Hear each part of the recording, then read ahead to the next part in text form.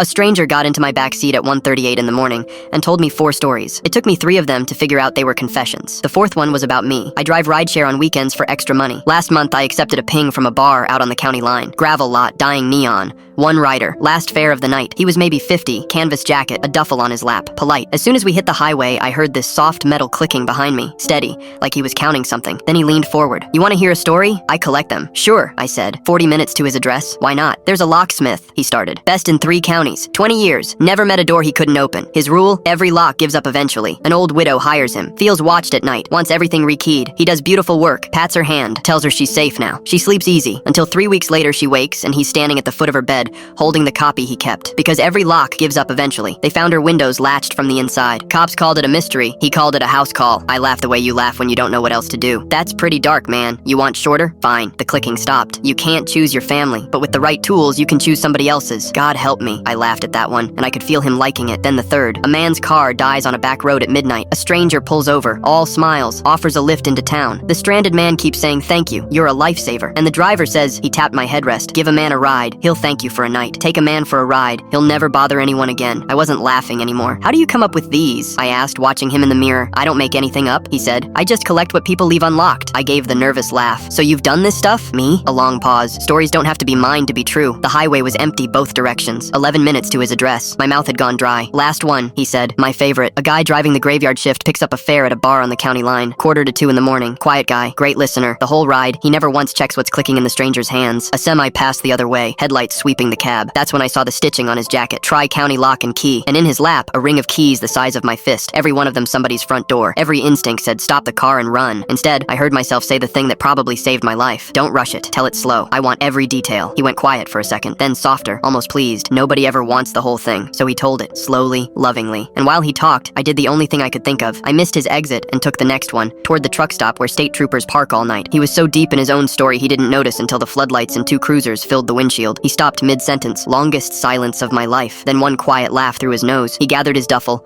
opened the door himself, and leaned back in. Smart, he said, letting it run long. Most people can't wait for the ending. He tapped the roof twice. Every lock gives up eventually. Then he walked off between the parked semis, keys singing, and the dark took him. I shook for 20 minutes, then told the troopers everything. 6 weeks later, a detective called. They'd arrested a locksmith 2 counties over, inside a former customer's house at 3 a.m. In his duffel, a notebook. Dozens of entries written like little stories. The widow was on page 1. The stranded motorist was in there. Real names, real dates. The last entry was about a rideshare driver. The detective let me read it. Same cheerful voice he used in my back seat, and it stops dead, mid-sentence, at the exact moment the floodlights hit the glass. He collected endings. Mine is the only story he never got to finish. Some nights, turning my new deadbolt, I still hear him tapping the roof. Every lock gives up eventually.